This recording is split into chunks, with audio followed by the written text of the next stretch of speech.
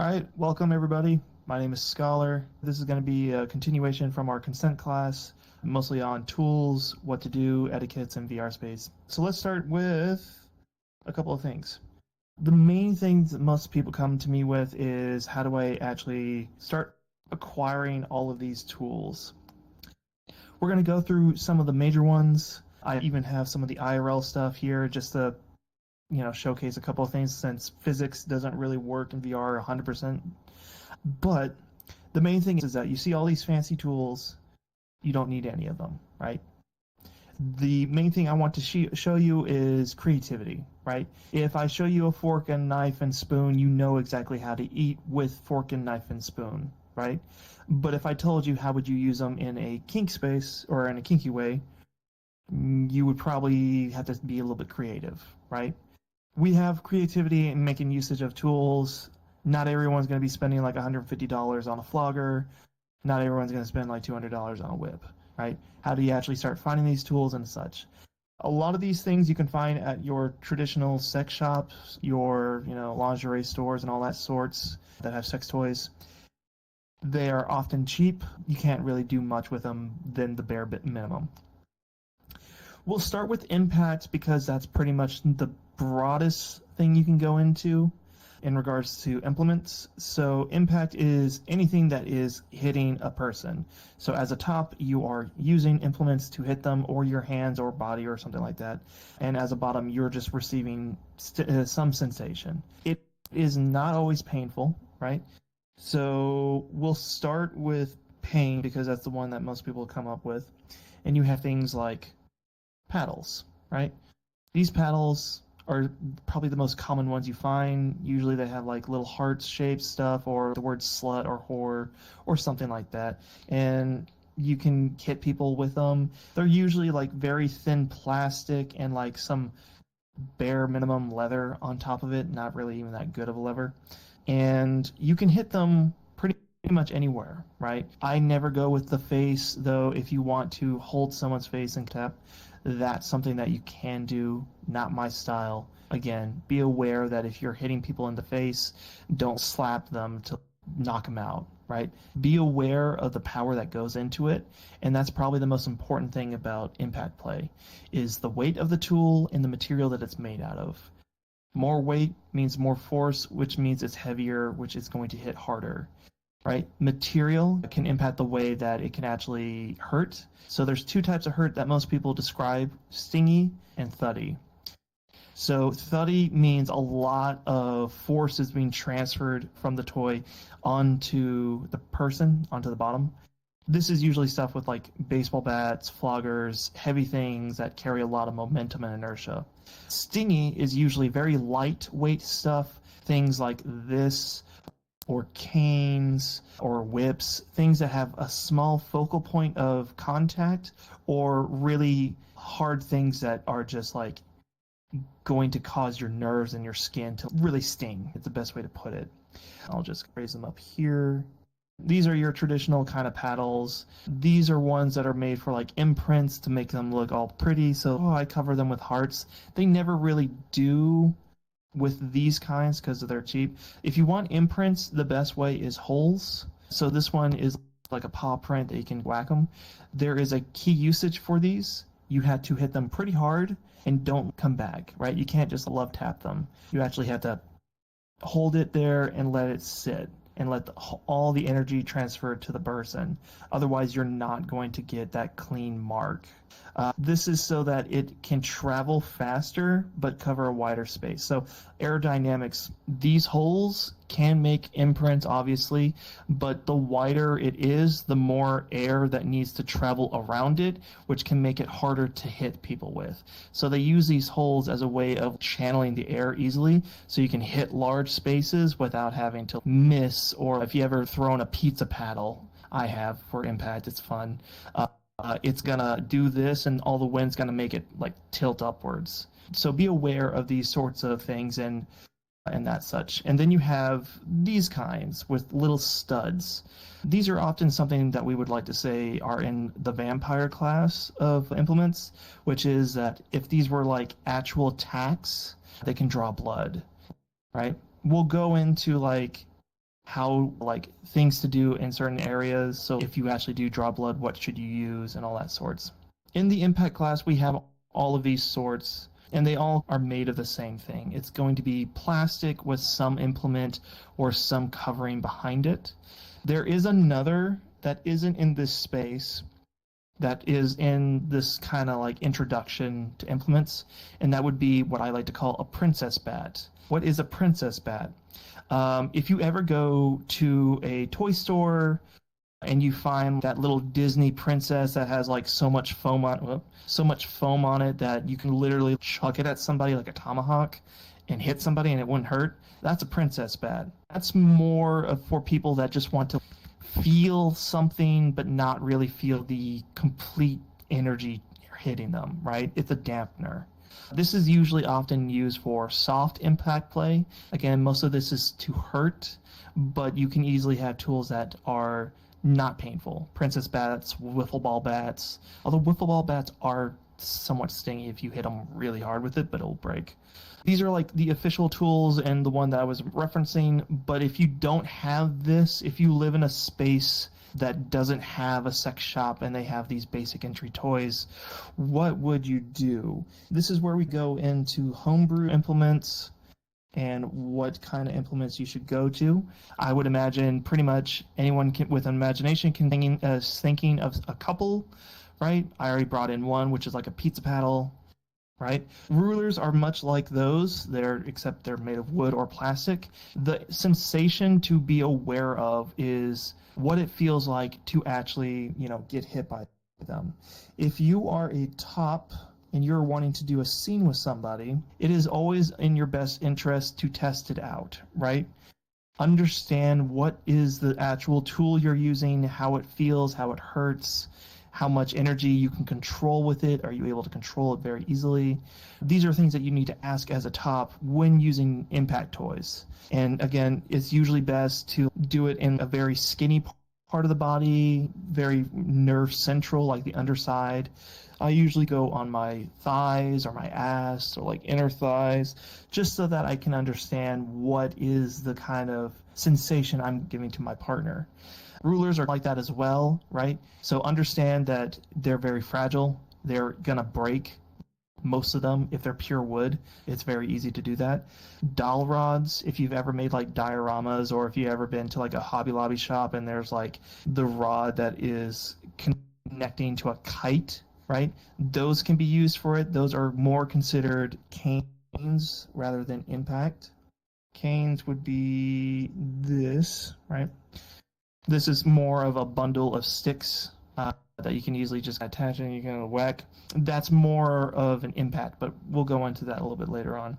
The main thing is that you can grasp the major idea of what a paddle is, and you can be like, okay, what other thing in the realm of this does it fit the description? Okay, this is something close to, I don't know, a rug cleaner. Actually, we have one here if I remember correctly. Okay, so anybody who has rugs and they use something like this or something thicker than this, where they beat the rug and it gets all the dirt out, this is another tool. It's like a paddle, except it's all sting. This stings, but this stings a whole lot more. And you can actually start buying these and start saying, oh, I'm just using it to clean the rug. I'm just using this to measure surface areas or something like that. They're more easy to hide away in the house and then just bring out, instead of having a tool bag full of incriminating things that someone can accidentally find. So just be aware of the tools that you have. If you are going to use them, I always encourage you to use them on yourself as a top. Understand what the sensation is, and then from there we can easily go into other things like severity of it, how do I actually use it, that sorts. We'll go into creative usage a little bit later on. I did briefly talk about canes. The problem is, if you're going to make your own toys, it's going to be, if you want to do it like a hobby, if for instance, what's a good toy that can do it? Okay, like a flogger. I don't have a flogger to show you visually, but a flogger is pretty much something that you can make. It's just leather wrapped on leather, and then you make falls that are wrapped on there, and it's like hold by a dowsel rod, right? A really thick one. You can make them. There's tutorials on YouTube to actually do such a thing. The main thing to know is that if you're going to make it and spend the time to do that sorts, understand some key principles. I would not, if you're starting out with BDSM, I would not make your own toys first. I would actually start either using home appliances as implements or buying some basic entry-level ones like at sex shops, like those little tiny floggers that are just tassels. Get an understanding of how much weight. I'm at the point where I can look at something like this and I know roughly what it is, what it can do, how much I can do it, where I should and shouldn't strike it, and I have that natural instinct. If you're brand new, I wouldn't recommend it. But once you have some understanding of it, once you have something like, I want to make something to fit this specific criteria, so that means I want it to be this heavy or this light, made with this material, shaved in this way, there's plenty of online resources to show you that. But also you can just make it yourself if you're very crafty like that. But YouTube is usually the best way to doing it. Any others? You can't view it at this moment. Question, if one of us wanted to use one of those worlds, would we be allowed? So when it comes to worlds for VR specifically, you're going to have to find your own. I'm not sure that they can allow you to use this one specifically because a lot of them are under a paywall, but there are servers that do have just a free accessible world. One of them that comes to my mind is the Foxhole server. It's a furry event, furry community, but they have a world that if you just age verified, you can easily gain access to it. There's a number of worlds that are available inside of VR chat. I forget which one it is. It's usually like a Japanese world, but they're not going to be explicit. They're not going to have like explicit toys or anything like that. But a lot of it is going to be under a paywall of sorts. So just be aware on that. Any comments from the people inside here, questions or anything like that? Okay, so let's go on to caning. Caning is another form of implements, right? We focus on impacts in regards to thuddy and / basic entry level stuff. Caning is more specific. Canings are tools that are usually sticks or long things that are like sticks. Usually in this case, we have a bundle of sticks wrapped together with some handle, and you want to hit.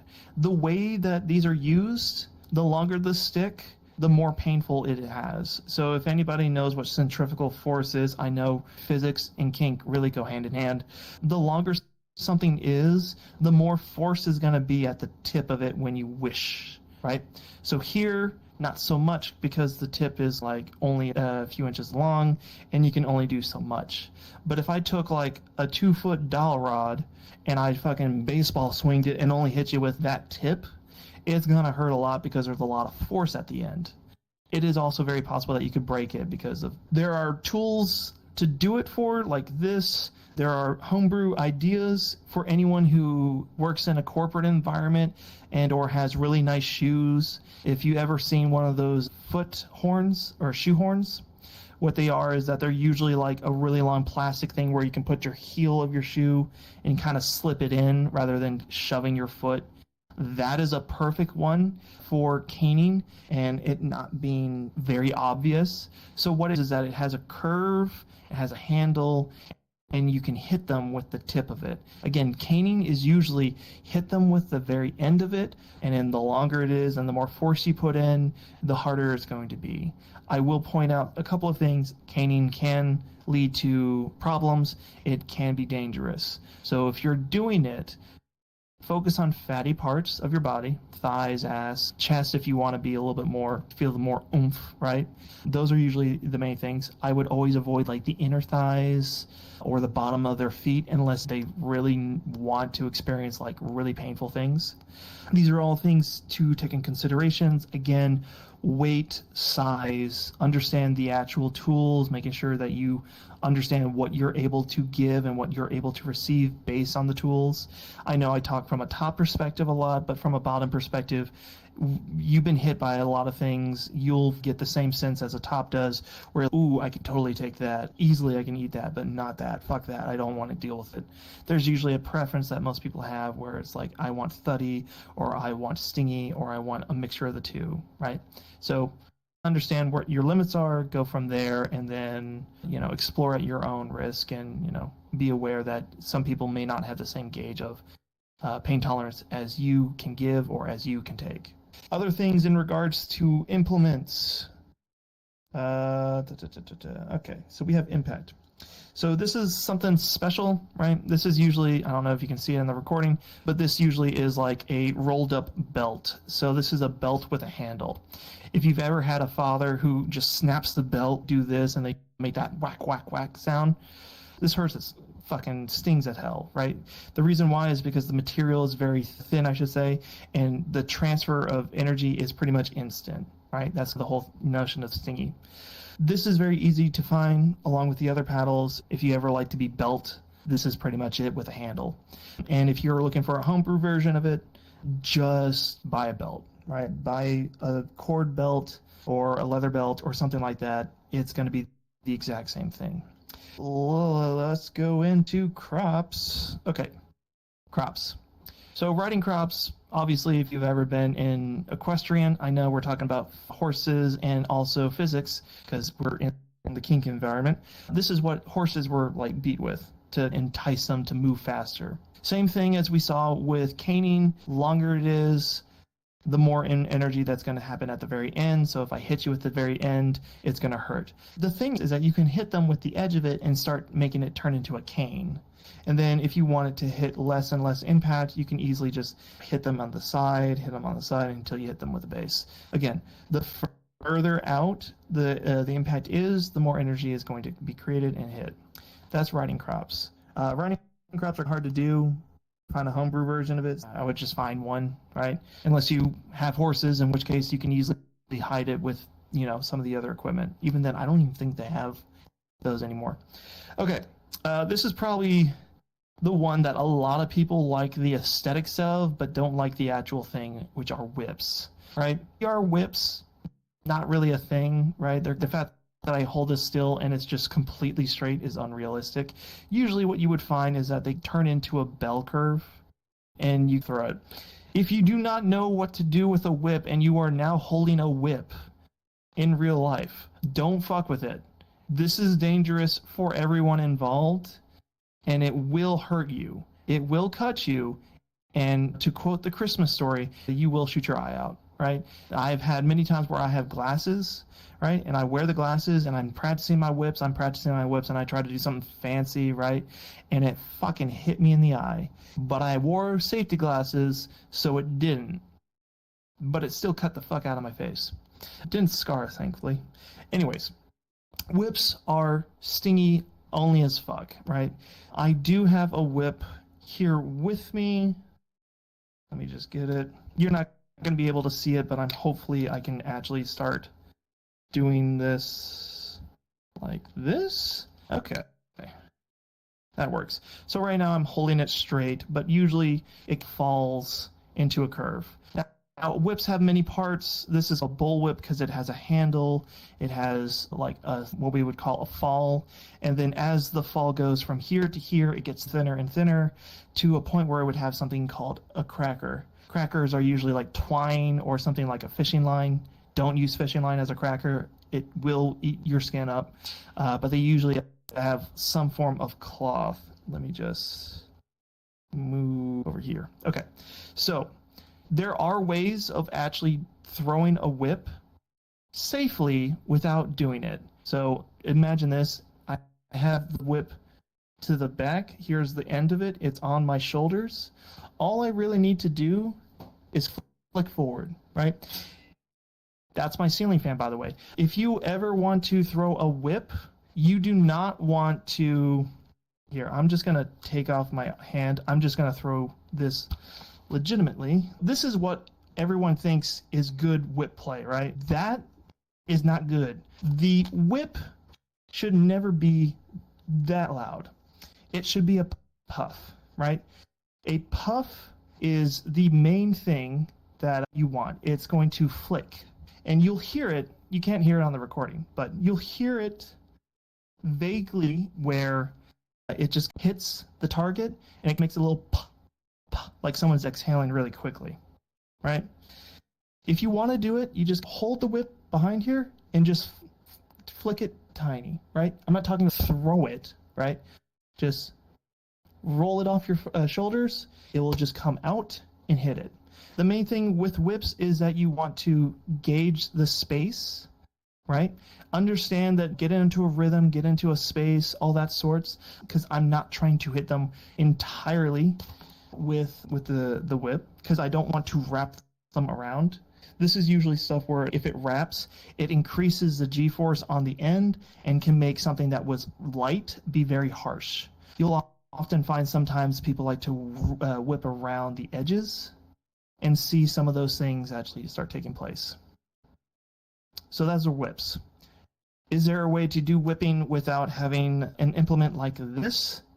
Not really. There are smaller ones where you don't have this whip that are not this extreme.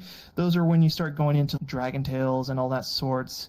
But at that point, you're still paying the same amount of money for those kind of whip experiences.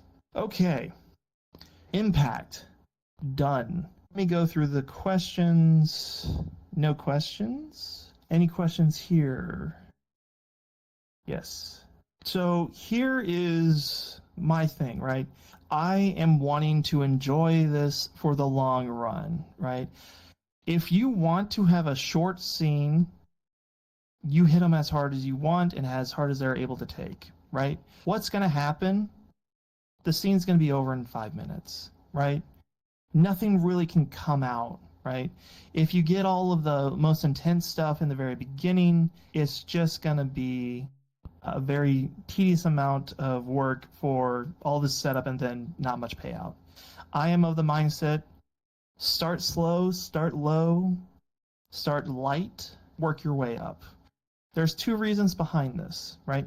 When you start from the very bottom of it, you get to read their body language. You get to read how they respond to it. If I'm doing like a slight little tap and they're like, okay, I get it. A little spicy, right? I'm eating some salsa and some chips. The salsa's got a kick, right? You don't want to go straight to the pain. Ramp up. The second reason why you want to do that is because if I hit you with my hardest hit, or my second hardest hit, or fourth hardest hit, but if I warm you up to it, if I get you in the mindset, if I make things that are painful the norm, and I can then string it out over the long course of time, you'll be surprised of how much you're able to actually accomplish, how much more you can take out of it. It's the same thing like working out, right? If I warm up, start loosening up my muscles, I can probably get a whole lot more of an exercise than if I were to go for my 1 rep set, right? I know we're talking about physics, equestrians, and now workouts, but that's the whole point, is you're warming yourself up for this exercise and you want to be able to take it. Bottoms, if you are going to come in and say go in hot and fucking beat the shit out of me, we have to have a conversation of what that actually means, right? Impact play is probably the one that most people have an understanding of, but communicating how intense that is probably like the first challenge that many people have, which is how hard is hard. My very hard is a whole lot lighter than someone else's or a whole lot heavier than most. These are situations that we want to avoid, and those are things to be aware of, right? When it comes to being a top, again, we've already discussed this, understand how much power you're putting in the sensation. A lot of people do the whole 1 to 10 situations. I don't like that, because your 7 is my 4, your 5 is my 10, right? These are problems that in negotiation can easily come into not clearly depicting what is and isn't the boundaries, right? So start low. Check in with your partner. If I'm doing an impact scene only, I will always say it's like, where are you at after maybe the first couple of swings?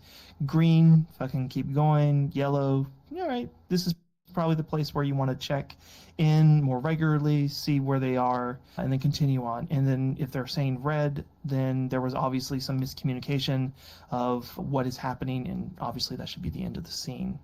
Communication, again, consent, really important part of all of this, and that is obviously something that you need to be more comfortable in discussing.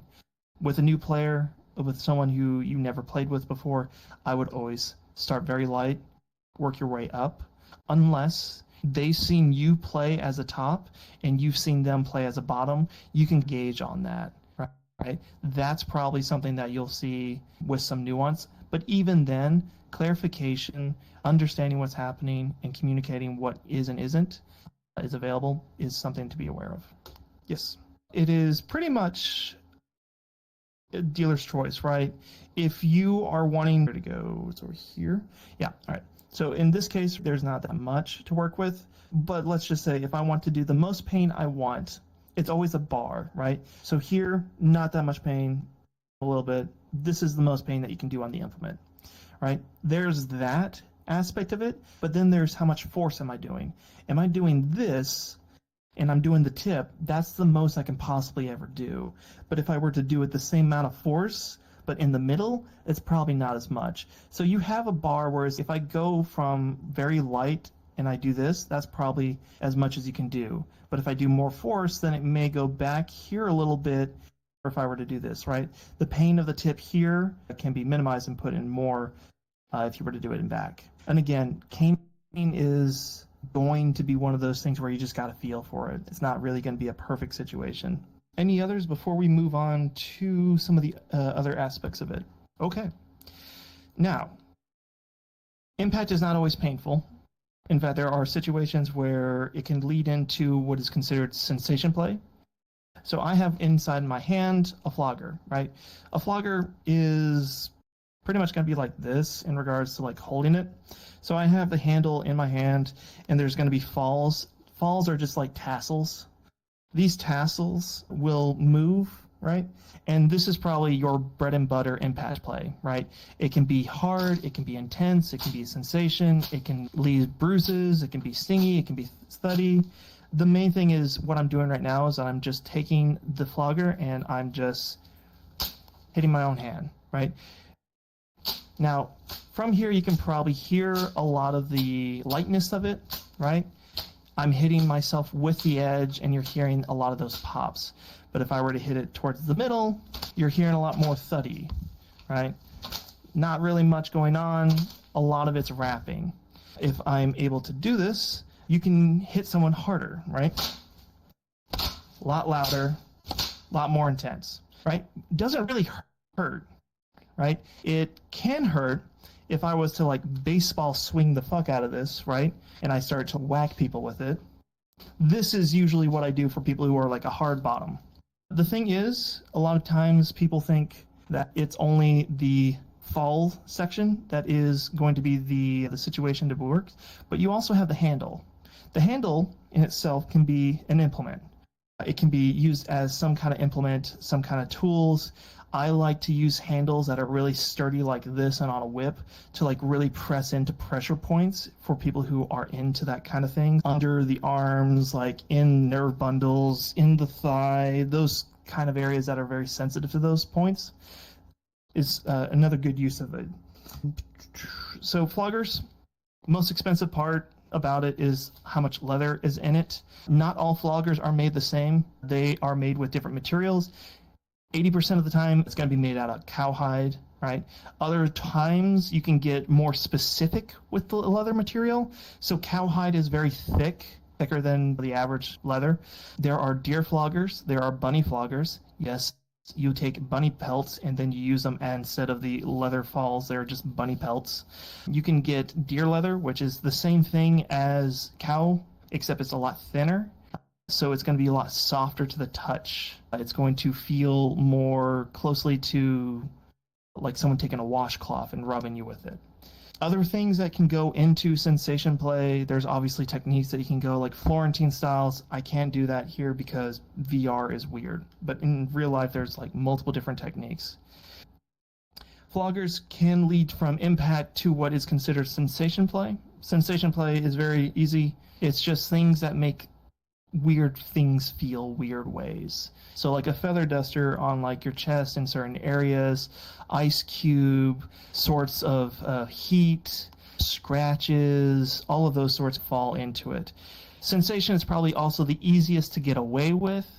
So if you want to do ice and hot, you can easily just use ice cubes and warm water. There are other tools that you can use that are a little bit more intense for sensation play. Wax is a whole subsection of sensation play. Sensation play is really, I want to feel something that I normally can't feel without something unique touching me. This is usually something that's very sharp, very light, very fluffy, things that we normally are not exposed to on a day-to-day basis. Sensation play is often accompanied with some kind of deprivation. They want to not be able to see something, and they want to be able to take one of the major senses away so that they can focus on some of the others. Blindfolds is the one that everyone has where they're like, I'm blind now, I can only feel and smell and touch some of the major things, which heightens a lot of the responses. Other things that could be considered it, but not really, we'll go into those a little bit later on. Let's talk about wax, right? So wax is a whole subsection that I like to teach. It is probably I like to call the kinky crayon. The kinky crayon goes in this way. You can get wax in pretty much any other color, but you need to make sure it's the right kind of wax. There are 3 kinds of wax.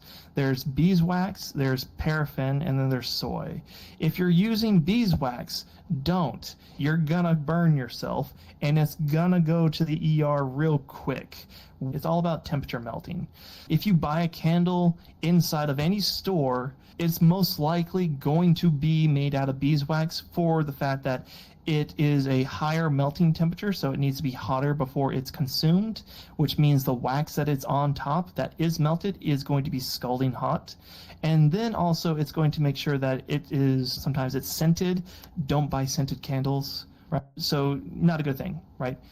Stay away from beeswax. The only time I will ever say you can buy a candle is if you're at a sex shop, right? If you go to a sex shop, you will most likely see a soy-based candle. And I can tell you, soy-based candles practically melt in your hand, right? If you've ever had a massage before and you feel like they're rubbing some oils on it, it's very possible it's a soy-based material that is pretty much the same thing. It has some viscosity to it, and it will stick together like you would normally see inside a wax, right? But it will just work in that fashion. And then there's paraffin. If you ever had wax inside of a nail salon, or if you ever put your feet in a little pool of wax so it softens your skin, that's what paraffin is. It's hotter, not as low burning temperature as soy, but not as high temperature as beeswax. It's what I would prefer is the limit of what you should do. And also, as a top, you would want to either have a soy base, a soy and paraffin mix, or a paraffin candle. Never beeswax, never scented. To do wax play is fairly straightforward. You light the candle, you tilt, the candle will melt onto the body, right? Now, here is the thing about it. Much like what we did with caning, where everything is about distance, engaging the sensation, the same can be done with wax. If I have my hand over here and I'm like holding it right on top, the wax is going to cool off as it falls onto my hand. If I want more and more of a sensation, I get closer and closer to my skin. Obviously, if I already have wax on my skin and I'm right here pulling more wax on top of it, I'm really only putting the heat on the edges of that wax. So just be aware of that. Much like we saw with impact, if I did it on my forearm, like in the top part, this is going to not be that bad. It's going to probably hurt if you have hair, but not that bad. If I do it on my underside, where all the nerve bundles are, a lot more intense.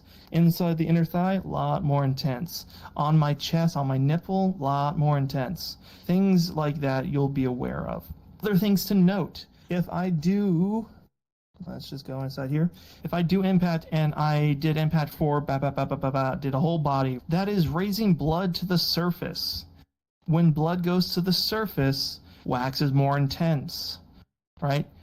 Because heat is going to transfer to the blood a lot easier, and it's going to hurt a lot more. The sensation to a waxing is either going to be warm to scalding hot. Never go scalding hot unless you're absolutely okay with the fact that you may burn yourself. I always recommend if you were to find paraffin, you can usually find paraffin candles online. They'll usually label them as like BDSM candles, and they usually say what they're made of. Sometimes you'll see paraffin, sometimes you'll see soy and paraffin, sometimes you'll see soy. If you see beeswax or anything other than those three, do not buy them because that is just in the unknown territory that it could just be like whatever they think is safe.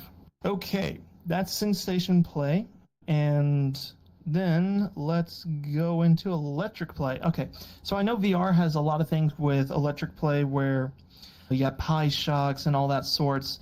That's great. Pie shocks are something to be cautious about, so I don't personally have one, nor have I seen it, but it sounds like it's practically a shock collar, just able to fit in other places.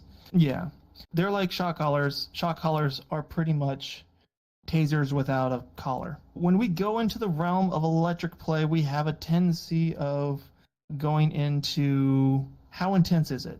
The pie shock and placements of this and where you electrocute people in general are very specific. Do not, in any circumstances, I should say also for wax, do not do wax on your face. Do not do electricity on your face. It is very easy to have what is called an arc. So if we were to have this here, just because there's static electricity here does not mean it can't touch you if I were to put my hand like next to it. So don't have that mistake to happen. Be aware as a top when you are doing electric play, do they have a pacemaker? Do they have heart arrhythmia? Do they have nerve damage? If you have nerve damage and you're a bottom and you're wanting to explore this, then you need to be very careful about where the electricity is applied, right? I would say if you don't know, stay away from the heart. Stomach is fine. Outside thighs. The back is probably the most common space to do it. Hands are fine. Just make sure they're not the underside of your hand or the inner side of your thighs. So yeah, shock collars, pretty simple. You put it on, push the button, you get shocked. Tasers are the most extreme version of it and the ones that I would not recommend using. The main reason why is because they have one setting, they have on and off, and then you get shocked with it. It's pretty much, you're done, right? You're probably not going to want to get shocked by it again. These are all intense versions that you really can't control. Pie shock obviously is a little bit different given the fact that we can actually control the voltage, and a lot of times you can increase it by some degree, and it's a lot easier to control. There are two other electrical implements that we can talk about. That would be TENS unit and violet wands, right? Violet wands are very simple. They are pretty much those static electricity things that if you put your hand on it, your hair stands up. Except in this case, it is powerful enough to arc.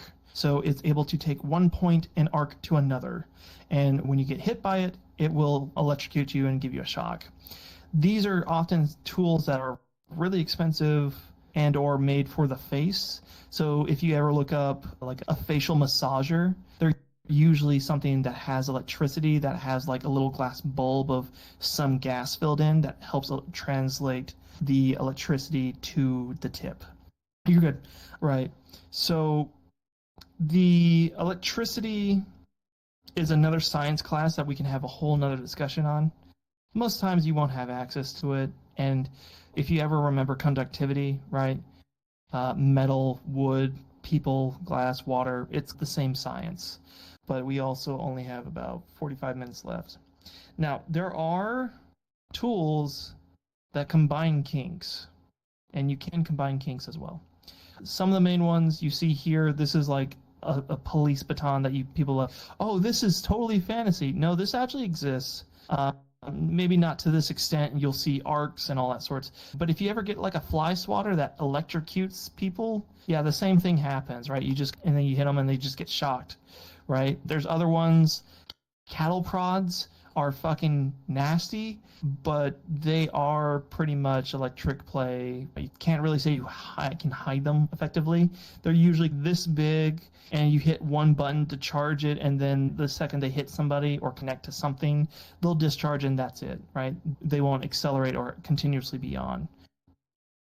There is one that I do have, which is called an electric flogger. That's when you have it connected to a violet wand. The violet wand goes to the flogger, and then the flogger has tensils. stitched inside of the falls. So when you actually hit somebody, you're actually electrocuting them. That's more of a sensation thing than an actual like impact toys, but you can mix and match with all these sorts.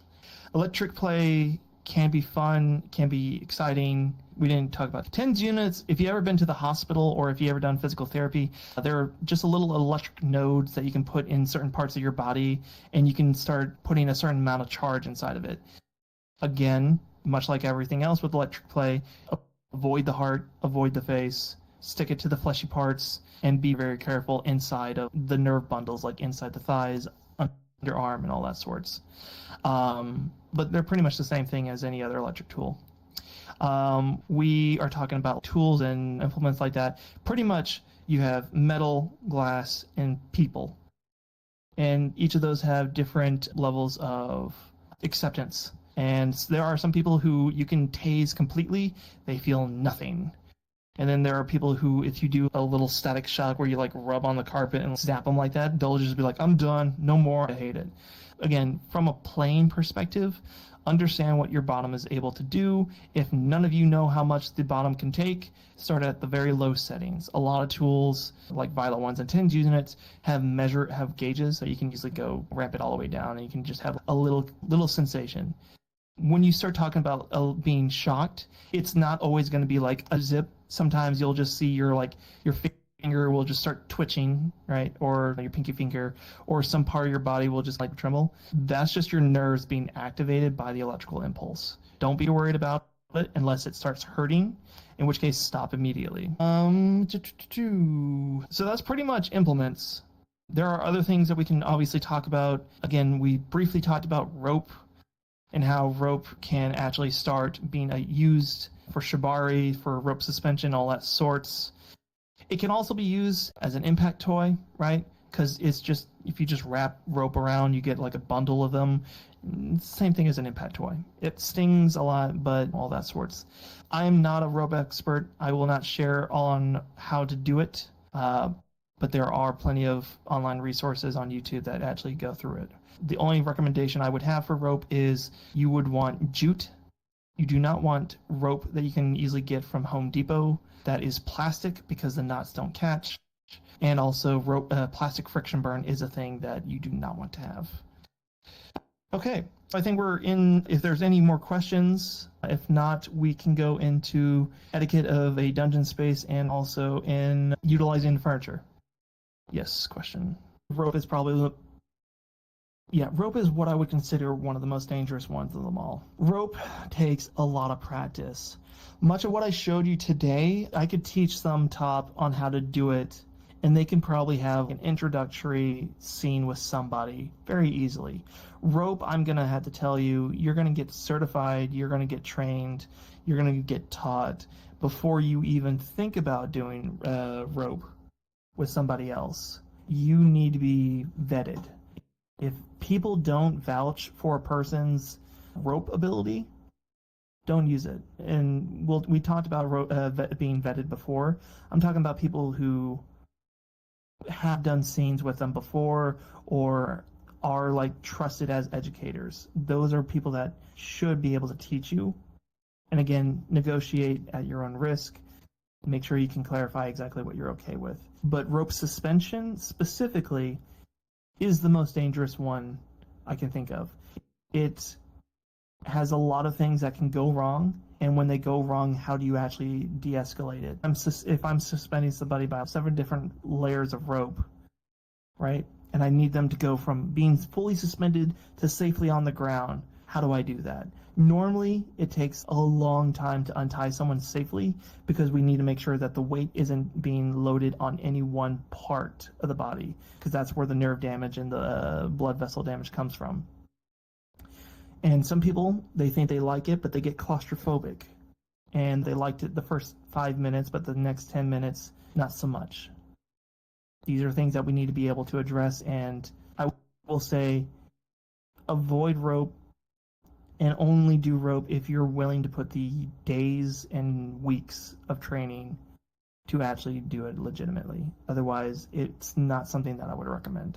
Any other questions here? Okay, so with that being said, let's start talking about dungeon space. Before we even start talking about furniture usage and all that sorts, let's finish this all with upkeep, right? If you're doing this in IRL, clean them. Dear God, fucking clean them, especially if you do pick up play with a lot of different people. What you will probably not notice is that when you do impact play or when you do electricity or when you do other things, you need to clean afterwards, right? Blood can be on the tools. It doesn't need to be a lot of blood. It's not like an open wound and like blood trickling down from the implements. You cause a bruise, you cause a scrape, there is micro blood on the tool that if you were to do it on to another person, let's say if you're at a play space and you just got done with a scene, another person says, I want to do a scene with you, and you just use the same tool on them, that's gross, that's disgusting, don't ever do that. Usually in a play space, there is alcohol wipes, there is some kind of aerosol spray, or there is some way to clean the tools. Usually it's some kind of like hospital cleaner and like paper towels. If not, and you don't see any clean tools or cleaning supplies inside of a play space, go the fuck away from it, because everything means nothing's been cleaned. And that's disgusting. It's unhygienic. Unless you're into it and you fully acknowledge the fact that it's gross, that's a hard limit for me, and it's a bad sign for a good space. But clean your stuff, right? Clean it with alcohol wipes or something along with it. Do not use the fucking liquid, like, crap, why am I spacing out on it? Rubbing out. Christ. Hand sanitizer. Thank you. I'm just spacing out on this.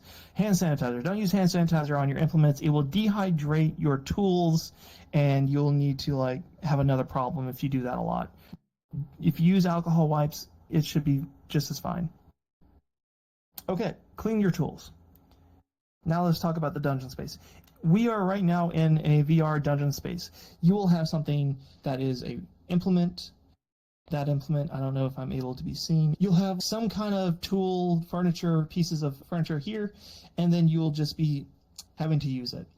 Now, this case is a little bit small, but for the most part, what you see here is called a St. Andrew's cross. The reason why is because St. Andrews was crucified in this fashion. Don't worry about us being Catholic. But the way this is usually done is that it's a way for bracing yourself. Usually they're taller than you, and you would normally just be like, your head height would be around here. But they're a way for us to brace, extract. There's hooks around here to tie you in and all that sorts. If you are in a space, this is usually what happens. You work inside here, right? Your bottom goes here, your top is somewhere around here. As a viewer, you should not be right here. You should not be right here. Don't be like this close. Don't be this close. This right here is a good safe distance. You can see what happens. They don't look at you while they're doing stuff, and they can focus on the moment. If you've ever been to a museum, do you see people looking at a museum like this close? No, they should never be this close to a painting. So be in like a museum, give them space, observe the thing entirely. Do not talk to them, right? If they talk to you, that's fine. They're including you and they're like introducing to you. Maybe they have a humiliation kink and they're like, hey, I need you to start talking, start getting people to like call you names and all that sorts. That's fine. That's them doing that. But you can't bring yourself into their space to do it. Let them do their fun. Let them do their thing. If you want to talk to them a good while after they have finished their scenes, and then you can come up to them and casually talk to them, right? St. Andrew's Cross, really good way to like grip onto it. Let me just get myself to the right size. Yeah, okay. So this is usually what the kind of profile would look like. It would look something like this, and you can use this in a lot of different ways. As a bottom, right, you can go into it and you can see this thing have communication, be able to talk about it, do a lot of the front works. They can do floggers and whips and all that sorts. From the back end, it's a little bit different, right? Obviously, I have space that I can like still look and breathe. But for some people who like to do whips, if you've ever heard of a whipping post, this is what it is. Hard grasp. Ooh, shit. Do not like that. A hard grab into the post, able to hug it, and then really fucking squeeze the pain and work it through it. Not everybody is good with that. Again, it's creative usage. And usually they have little things on the top end where you can actually start tying handcuffs or restraints so that your hands are like this permanently. So this is pretty much your bread and butter furniture. If you're into a dungeon space, this is what it's going to look like. 9 out of 10 times, you'll probably find 3 or 4 of them. Here, yeah, that works. So let's try to get out of the... Okay, so this is another common things that you'll start seeing, right? Let's see, what are you able to see? Gotcha. This is what I would like to consider fantasy.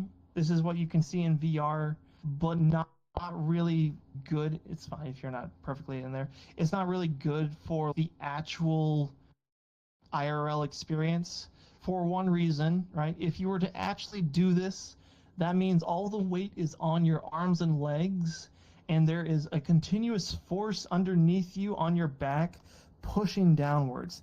Now, I don't know about you, but I could barely hold a planking pose more than 2 minutes, and this is a planking pose on extra hard. This is good for VR because it likes to live you in the fantasy. This is not practical in real life. Don't think that this is the case. You'll start seeing something similar to this. Whoop. No, I'm in the right spot, right? No, I'm a little bit higher than I'm supposed to. This is where you can actually just start being like restrained. Don't go hanging yourself like this. This is just not safe, right? If you're getting raised off of it, make sure your feet are able to be touching the floor. You could be in high heels where you have to focus on your balance or something like that, but make sure you actually have some connection to it. Now, you can get down, by the way. I can't. I'm frozen. You're frozen? Yeah. Okay. You can figure yourself out on that one. I don't know how to help you on it. I think you can just move and get out. Try respawning. Oh no, my screen is completely frozen. Are we not recording anymore? It's fine. No, we're recording still. Everything's still working fine. It's just my headset. There you go. Whew. There you go. Okay. So, fantasy, very good in VR. Not so much with like things like this. You normally won't see implements like this. You will see something like this. I don't know if you can see me. Yeah, you can. So you'll see like a big chair. This is usually, often used for people who want to be worship or something like that. So I'm just going to take a sit on it. Weirdly enough, they actually are kind of like this big. I don't know why. But this is usually for people who want to be worshipped. I want to be daddy for a couple of minutes and I want to be treated and such. And you can have your bottoms and they can kiss your feet, do boot shine and all that sorts. This is just an example of exerting power, showing power over somebody by being in the big chair, the good chair. Usually they're not padded. They're usually just like a big wooden red chair or a black one, depending on the space. Again, creativity is like this. When it comes to things that you sit in, right? When it comes to things that you sit in and or straddle or anything like that, this needs to be clean. There's usually some kind of small table in a corner or maybe even right next to it where you can just take some alcohol wipes or some cleaning product and just wipe it down, right? We don't need to sterilize it and, completely. We just need to be able to like just wipe everything down with a nice wet rag of alcohol spray, get most of the germs. There is usually a rule about fucking inside of a dungeon. Some are more focused on BDSM, some are more focused on swinging. You just need to make sure that whoever is the event organizer understand the rules. Not every place is going to be having the same rules, especially when it comes to really harsh kinks like blood play or like daddy little girls, all this sorts. People have personal rules. Community has very specific rules that they follow. So sometimes you could be on here completely naked, jerk off, all that sorts. That's usually for like sex positive environment. Other times this is usually specifically for just sitting down or being. Other things you'll find out is cages. Whoop. Wait, give me one moment. You're recording though.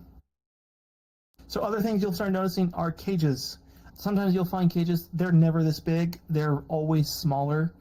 They're like kennel size. I think it's still there, but they have one over the other, and they usually have some pad, right? Some kind of really cheap mastered bedroom bed pad that you can actually just be in there. They're actually pretty comfortable. when they have them there, and people usually use them as a ways to say, I'm isolating myself, do not talk to me. All right, this is going to be a pretty gross one for obvious reasons. Implements that are insertable, don't use them. Don't ever use them. I don't care if it looks like the cleanest thing in the world. If you're at a dungeon and you see this shit, don't ever touch it. Don't ever get near it. I'm sorry, I don't care how clean. You could take a whole bottle of isopropyl alcohol, dump it on there, clean it with UV rays. Don't use it. Never worth it. It's seen some shit, and probably actual shit. Just don't. It's VR only. IRL, never. Yeah, with that being said, we can move on. Okay, this is usually what you would find at BGYNs. What their actual terms are, I usually just call it the oncology chair or something like that. Pretty simple. You straddle it. Again, the main things we're starting to get into the more specific position kinks. This is something that you can understand. What am I actually using this for? So I have access to the inner thighs. It's spread apart. There is space underneath here, so if I ever want to do any fingering or if I want to do any anal insertions or anything like that, I can do this. And this is done in a way that it reclines and puts them in a comfortable position. Again, 100%, always clean. I'm going to say this for every furniture we say until you are getting sick and tired of it and it's in your head that you should always clean this. If you don't see a space that doesn't have anything to clean it with, I would not go there. It's not worth it. Okay. I think there's only a few more furnitures and then we can open it up to a more traditional Q&A. We'll go on this one. So this is a horse, right? The way this is usually often written is that you are like riding it. I'll just play space more like this. You're riding it, and it's putting a lot of force in between your legs. You'll find something like this to a certain extent in pretty much every dungeon, but sometimes you'll start seeing like holes where you can actually start putting your feet. The thing that I want to point out that is unrealistic is this. If you're going to be in a predicament situation and there is literally a leash, or in this case, a practical noose, don't do it. It's not worth it. If you like to do the auto asphyxiations or anything like that, this is not the way to do it. That's a whole another conversation for another time. This is just an example of not to do it.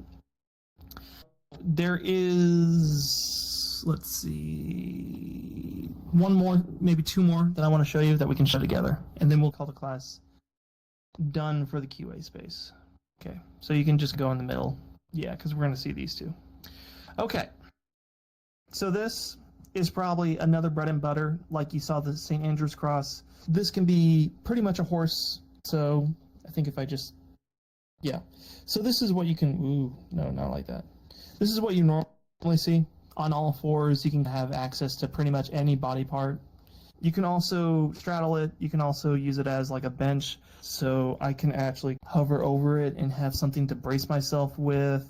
There's a whole slew of things you can do, right? It's all sorts of ways of actually using it. It's a good tool. Would recommend.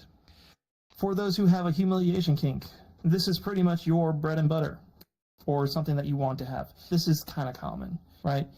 Usually what happens is that this lifts up, you can put your hands and your heads inside the space, and then you'll have some kneeling station on there. Again, really great for people who want to have a public display of humiliation, but also really not having to focus on like actually doing it inside of it. But yes, you'll be in this space. It's pretty much just that. It's a good tool to restrain, keep them in touch without really tying them or putting in handcuffs, though you could do that if you wanted to on this space.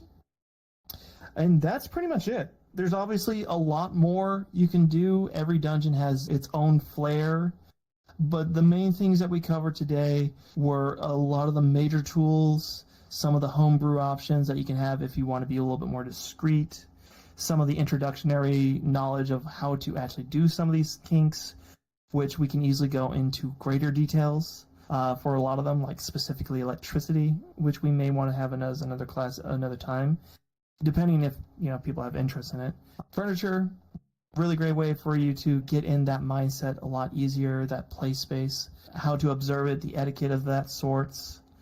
If you have never been into a dungeon space, again, I would always encourage you to actually not do a scene with people, not play, not do anything sexual.